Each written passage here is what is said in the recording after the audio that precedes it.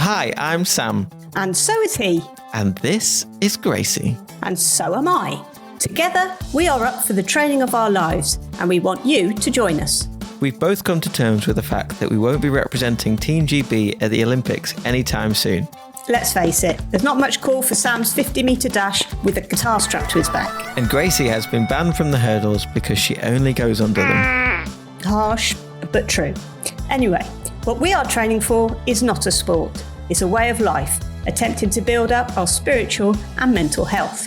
It's in the training where all the work happens, the ups, the downs, the strains, the recovery, all of which is so much more encouraging when experienced with others. So we want you to join us for our brand new podcast, Pulse Check-In, a regular check-in to chat about faith and our fitness for life. Subscribe to our YouTube channel, listen via Spotify, or however you like to access your podcasts. Pulse Check-In, an opportunity to take a beat. Talking life while on the run, sweat it out, yeah, have some fun. Heartbeats pumping, minds clear, laughing loud, breaking through the fear. Check your pulse, take a beat, side by side and in the heat. One heart, one mind, walking with him, stay on track, pulse check in. Hello, Gracie. Hello, Sam. Now, Gracie, I know you're down south, hundreds of miles away from me. Yeah. But you're looking even smaller today. Yeah, well, actually, Sam, that is a bit of a worry because, I'm already only 4'2" and a carat high, and every step I take in this heat is definitely reducing my measurements. But Sam, right, at the risk of sounding like my mother, what is the weather like with you? It is rather warm. This room is normally really cold, but today it's not, which shows how hot it is right now. Yeah, and that is a surprise because what people can't see is that you're actually sat in your fridge. No, but not really.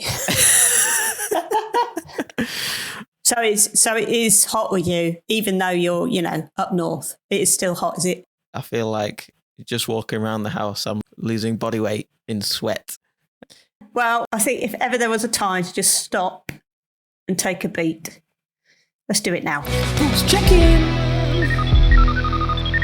So Sam, I've been thinking, right, any activity at the moment is just taking all my energy. And I just end up feeling really lethargic.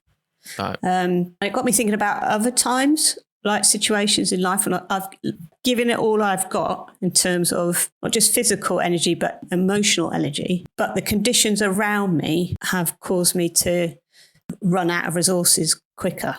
Yeah, or it's run me a bit dry. Right. I know that feeling. Yeah. So it could be in the smallest things. I no longer have the capacity to be able to respond in the right way. So I might say something a bit rash, or even this morning, somebody asked me something really nice and was being very kind, but it made me really tearful because what she was asking me about, it's caused me quite a lot of tiredness and a bit of worry. And it just can be occasions where I just have nothing left to give and I just want to give up, right?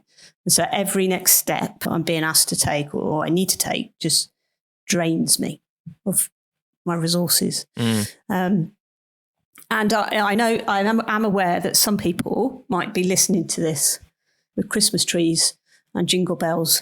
It might be winter. You might be in the depths of winter by the time you get around to listen to this. But at the moment, we're in the middle of a heat wave. I was thinking, like the heat wave, it builds, doesn't it? It doesn't just happen. It's built up to this moment, and it kind of creeps up. And like what I was saying about my reactions when I haven't got the energy or whatever, that's like a creeping up as well. Yeah.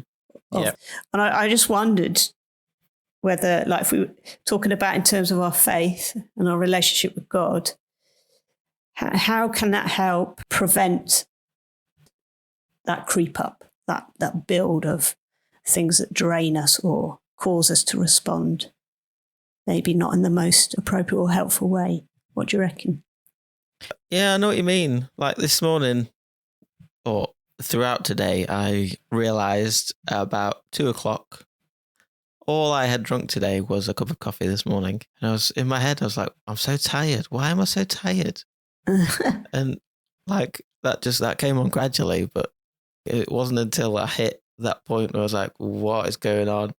It's like, I've not drunk anything today. That's why I'm very dehydrated. I need to drink some water. So yeah, I fully get what you mean. What was the question again? Yeah, no. So I know for you to only have had one coffee by what time did you say? 2:00. Well, I normally only have one coffee, but it's the fact that I didn't drink anything else. Like I hadn't had any water. Oh yeah, but yeah. Okay, so you haven't had any fluid intake No. other than one cup of coffee by 2:00. Yeah. Yeah. Your body's going to go nuts with that. Yeah. Yeah. There are certain signals it's going to give you, isn't it? That. Mm-hmm. Mm-hmm. Do you get a headache if you don't drink enough?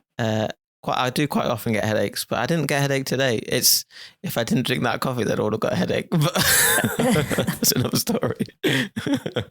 Yeah. So the question was, if in situations in life, how can we stop situations like creeping up on us where we respond perhaps negatively or not in the best way? How can we kind of prevent that? If we're in relationship with God, how does that provide us with what we need to not run out of the right responses? Do you know what I mean? Yeah, I think the thing that comes to my mind is awareness. Like if I was aware of my body needing water, if I wasn't so distracted by other things, I would have probably had a drink. Like I got my water bottle ready, but I didn't. I just left it. So having that awareness of myself, my feelings, having that awareness of God's guiding hand on my life and the confidence that comes with God's anointing on the tasks that I do. Like, even if it's just washing the dishes, having a tidy room to work in, like that's the small stuff that helps the bigger stuff. Does that make sense? Does that contradict the don't sweat the small stuff? No. I get that. No, it doesn't contradict it. It highlights some other stuff that I was thinking about. And it kind of made me think of, I heard a story of this random guy who just always cleaned the toilet. He wasn't the cleaner, but every time he went in the toilet, it was dirty. So he cleaned it. But it's like, people always said, why are you doing that? What's the point? That's not your job. It's like, well, if not me, who's going to do it? If I didn't do it, it would be dirty for everybody else. And it would just stay dirty and not very nice. And kind of all those small tasks and meaningless tasks, not very nice tasks, somebody's got to do them. So let's just get on. Yeah, it's like, because if we're saying like, don't sweat the small stuff, it's like, how do we put a value on what stuff is small? And actually, are we missing something? So say if something like irritating happened or something like annoying, but if I told you, it might seem like it's a really insignificant occurrence. So I don't know. If I spilt my tea this morning, okay, or actually, as I did do, not long before I came on here, I hit my head on the kitchen cupboard.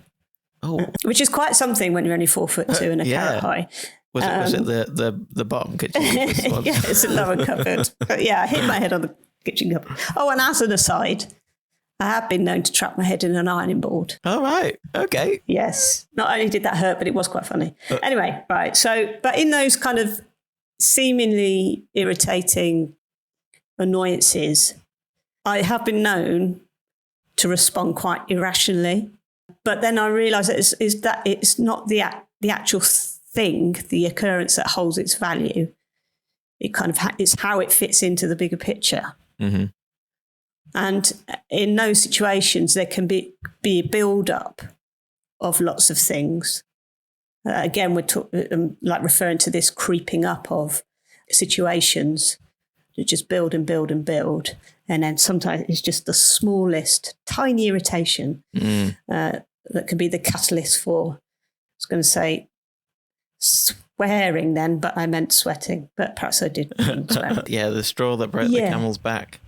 Yeah, absolutely. That phrase. But when you said about an awareness, when we take time to stop and think and be a bit more curious about the small stuff, it can lead to a greater understanding of the big. So consequently, the small moments are far more significant in their purpose than perhaps we give them credit for. But yeah, have you had any situations today, Sam, or in the last couple of days, which you would consider to be when you've sweated the small stuff, when you've worried about the small things? I mean, in my head, I can think of the worry and the feeling that it's given me. What is that then? More. Describe that. I can think of that more than I can think of the actual thing, which kind of just shows how small that thing was that I can't even remember what it was. Just like a sinking feeling in your stomach. I think in the past week I've had that sinking feeling and not known why I've had that sinking feeling sometimes. Like I've forgotten to do something and it's the end of the world. I think last week I was returning something to TK Maxx. Other shops are available. And I'd had the receipt, I'd got the thing, but I'd forgotten the card. It was Annabelle that bought it to my wife. It was on her card, so I couldn't return it because you need the card that you paid on, and I don't have that card, obviously, despite her telling me to take the card with me. But I don't think that was the thing that caused me dread, but that was probably an additional thing that added to it, if you know what I mean. Like, I wasn't really worried about that, but it all adds up, doesn't it? It does all add up. And I guess what it's trying to work out, when those things add up, what do you do in that moment where it becomes too much? Or Yeah. It's generally when it's like that scene in Harry Potter and the Philosopher's Stone where Neville gets a remember all and it goes red straight away. It's like, the only problem is I can't remember what I've forgotten. And I get that feeling causes me dread a lot of the time because I know there's probably something that I've forgotten, but I can't remember what it is. And like I said before, it's probably so small that it doesn't really matter, but it still gives you that feeling, doesn't it? I've had situations where, like you said about knowing you've forgotten something, you just don't know what it is. As we're talking, I'm remembering things that I've forgotten. I'm like, oh. But it can be quite crippling, can't it? It just takes up all the feelings and that take up all your mind. Yeah. Well, it's just not enough. Even talking about it, it's just not. It's not a great feeling, is it? And I guess sometimes the way my brain works is if I remember something, I know that I have to sort it out straight away. Otherwise, I will forget it again. Which I guess sometimes is a good thing, but sometimes it could just distract from other things. Like I'll just be on my phone trying to sort something rather than being present with the people I'm with. It drags you down. I need to get a new system. How do you think we can discern, it's a big word, how do you think we can discern genuinely significant issues that require our attention and the small stuff that we should let go of? And let's involve God in the picture, shall we? I guess giving that time to talk to him, to pray about it, ask his guidance. And I guess that kind of goes beyond just praying. You kind of just have to give that time. I mean, that's easier with the bigger stuff, but it's harder with the smaller stuff. But why do you think it's harder with the smaller stuff? Because sometimes with the smaller stuff, you want it to be instant. When you feel like it should be instant, like you shouldn't be giving time to this small thing because time is valuable. It's like trying to be efficient. You can't always be efficient if you feel like that's not an efficient way to deal with it. Does that make sense? Yeah. But one thing that I found useful recently is I've got this app called Pause. Okay. Now, if you search on the App Store, it doesn't always come up. 1 minute pause is what it's called on the App Store because pause was already taken. But it gives you a reminder, or you can set a reminder at 10 o'clock and 2 o'clock to take a time to pause. And it's got these either 1 minute, 2 minute, 5 minute, or however minute long, 10 minute it goes to, kind of reflections and meditations. It's not obviously a Christian thing, but it's got some nice calming music, some bird noises in it. And the ones that I've been listening to recently are, God, I give today to you. Guide me today. Give all your worries and cares to God because he cares about you. And it stops and plays some music and it's like ponder on that. And then it's... I like that. just encouraging you to give things over to God. Like just stop. It's like stopping before you started. The thing that struck me was being in union with God, like heal that union that I might have lost or got distracted by, and encouraging you to ask God to help heal that and give everything to that union, even if just for a minute you're fully there, and then the rest of the day is easier. Yeah. If that makes sense. Well, you're not doing it alone then, are you? Yes. Yeah, exactly. Yeah. Which is such a simple concept, but it's really powerful. I guess we may think these things are small and that they don't matter, but they do. And they do matter to God because they matter to us. Yep. And when I first started doing that, the reminders at 10 o'clock and 2 o'clock, I was like, this is the most annoying time to have those reminders, because 10 o'clock, normally I'm just started, like I'm getting on with something, or I've got a meeting that starts it's normally 10 o'clock or 2 o'clock in the afternoon because you just had lunch. So you're just ready to get going again, or you scheduled to meet. I tend to always schedule to meet somebody at 2 o'clock. we always record at 2 o'clock. Yeah. Yeah. It's funny, isn't it? 2 o'clock's that time. But spending that, even on the 1 minute, like when I'm meeting somebody, I don't do it because that person's important, obviously. But doing it another time or doing it slightly before too, to actually spend that 1 minute is easier in practice than it is to think about wanting to do it. Do you know what I mean? Yeah, yeah. Gives your day a bit of a rhythm as well. Yeah. Doesn't it? Yeah. If I could set it to 9:55 or 1:55, that would be much better, but you can't do that. But I like that idea of it's like a check-in. It is like a check-in, isn't it? Yeah. Yeah, I really like that. So continuing that way of thinking, I guess, of taking a beat and checking our pulse. So if we check our pulse in the small stuff and the big stuff, I think what we would come up with, it would be the same because it is the same heart beating for it all. So like, for example, let me explain that a bit better. So if you're kind and considerate and attentive, like in the small stuff, you'll be kind, considerate and attentive in the big stuff because that is the heart that beats through you.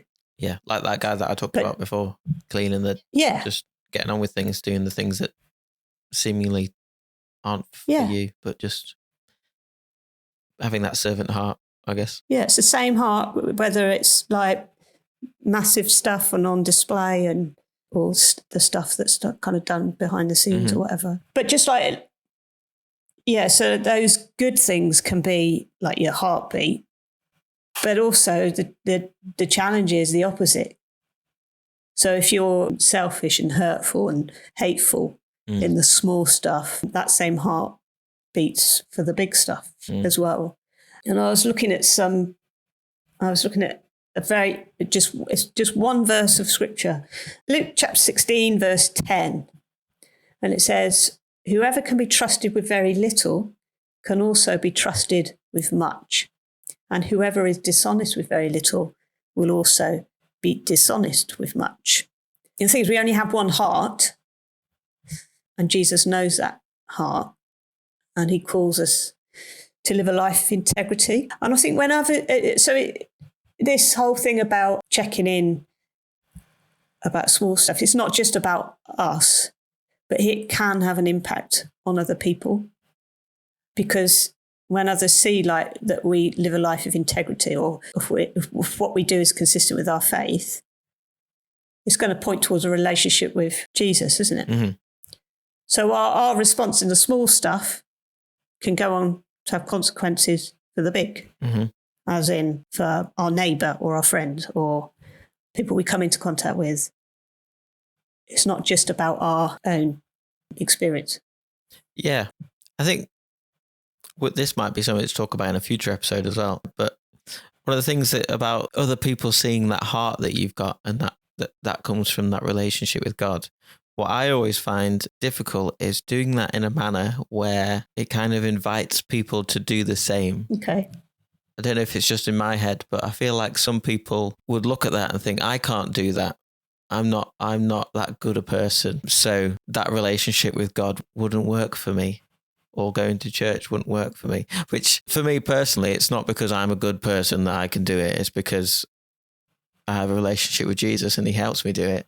And it's because I've practiced or tried to practice living by his example. But I think if people see something in you and they even ask the question or they even make the statement, I can't live like Sam does because I haven't made the right choice. Or so, I can't be as good as him at that. If they're even asking that or making those statements, you've got something to build on.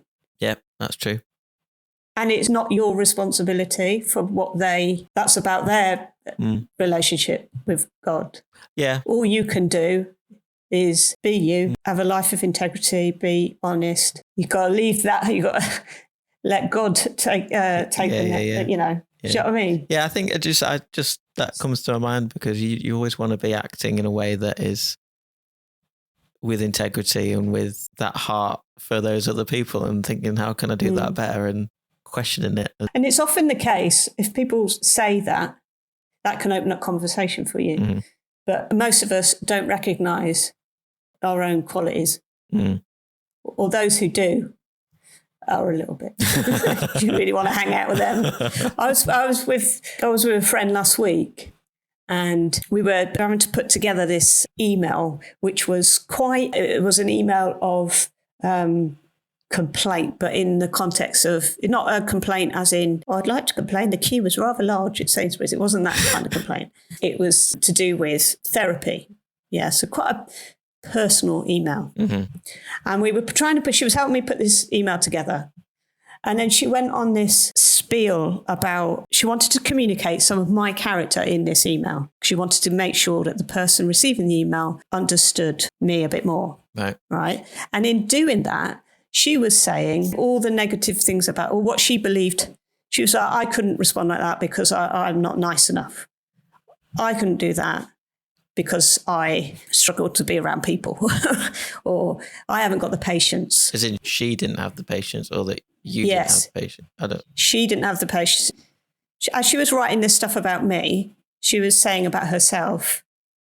Saying about herself that she doesn't have the things that you have. Is that what you're saying? Yes. Right, okay. I'm not, She was saying, Gracie, you are patient. She said, I could never be that patient. Right. I'm trying to say it without sounding like I'm blowing my own trumpet, but she put herself down at every point. But I would kind of, not challenged on it, but I was really honest with her and said, well, what you don't see is what I see you're like. So you are very, very kind. You're very generous. You're very caring. You take time. The fact that she was taking time to do this task with me, she was giving up her own time with her own family to come and sit there and do that. But she didn't see it about herself. Because I guess personally, you're always wanting to be better. Yeah. You see the negative things. You don't see the positive things that you are doing because you have been rooted in that faith and that trying to be like Jesus. Kind of come naturally because you practiced it in the small stuff. So you don't notice that you're doing it. It's just natural. And it's trying to, I guess, being aware that it's coming natural and that that's okay and having the confidence to do that. And also, it's just as you were speaking then, it strikes me that like both you and I, we've kind of been exposed to the goodness of God and we've learned from others about faith and we've been in environments where there's worship and we're encouraged to take on the characteristics of God or to learn about it. So it come not naturally, but we're exposed to that all the time, aren't we? Because of going to church and just in our faith and the way that we try and live our life. Whereas for my friend, she's not exposed to faith at all. She doesn't go to church. We've talked a little bit about it, but she's not gone near it. So talking about those things that are good in her life in terms of her character, it's just not as accessible for her because she doesn't have confidence in anything other than when she sees that she gets a little bit ratty with a family member or she struggles with a challenging life experience, that kind of thing. And I guess it comes again to that awareness of, because are exposed to it and talk about it a lot, we're aware of God's working on our lives and those things. Whereas just because you're not aware of it doesn't mean it's not happening. Absolutely. Yeah. And it's just, I don't know, turning your eye towards it. Yeah. And that awareness that things aren't always great all the time, but having the trust that God's working through everything and building you up and bringing you into the perfect spot in your life for the right time and the right things to happen at the right time. So would you say, after this chat, do you think we should or shouldn't sweat the small stuff? We shouldn't worry about the things that go wrong, but we should be aware of those, or try to be aware of those things, those small actions that we can do, acts of random kindness. And it's okay to think about those to give you confidence to do bigger things, if that makes sense. Yes. Like God created us with a plan, not to worry about those things, but to kind of build you up and strengthen you. That's it. You nailed it. Yes. Let's check in. So, Sam, as we continue to try and keep mentally fit, but spiritually fit. You got a workout track for us? I've got a workout track. Excellent. You might like it because you might like the person singing it. Right. It's a Phil Wickham. Oh. Thought you might like It's that. always a special one. It's What an Awesome God. Oh, yeah. Nice. And yeah, check it out. I like it because it kind of covers both the detail and the enormity of who God is. Yeah. So it's all evident in who God is, and just reiterates that nothing is impossible and nothing is insignificant either. God holds it all. Yeah, and it's a very upbeat, get you going kind of song. Like, I want to say hip hoppy vibes. I don't know if that's true. You can say Slate that. me in the comments if you think it's not. It's a bit. I don't know if you'll probably shoot me down with this. If you're looking at styles of music or whatever, it's got a bit of a Justin Timberlake feel to it. Bit poppy, but bit. I can see that. Yeah. Yeah. Yeah. So what might be good if people go and listen to that track? What was it called? Awesome God. Yes. What an Awesome God by Phil Wickham. And let us know in the comment any artists you think it resembles. Email us plexus@salvationarmy.org.uk or put it in the comments on our YouTube channel. Pulse Check-In. YouTube.com/@Pulse Check-In. See you there. One other little thing I want to ask you, Sam. So on your playlist, we did this last time, have any kind of slightly embarrassing tracks crept in to your playlist? There's no judgment here. It's a safe space to be able to share this, because we also want to hear other people's, don't we? Yes, your embarrassing tracks, yeah. Yeah. Can I just tell you a little story while you're looking through your playlist? Yeah, go for it. Being a drama teacher, I have lots of random tracks on my phone, and I put my phone on in the car and I just press shuffle and it just plays the track. Right. And there was an occasion when I got to the M6 toll, put my window down. This is when they used to have humans there. Humans at the booth? At the booth, at the William Booth. What are they called? They've got a name, haven't they? Toll. Plaza. It is a plaza. Toll plaza. Yeah. I wonder why they call that a plaza and also a shop in America a plaza. Let us know. Anyway, yeah, so I got to the... So my phone's on shuffle. I get to the plaza, my window, and go to pay, and out blasts from my shuffle playlist The Stripper.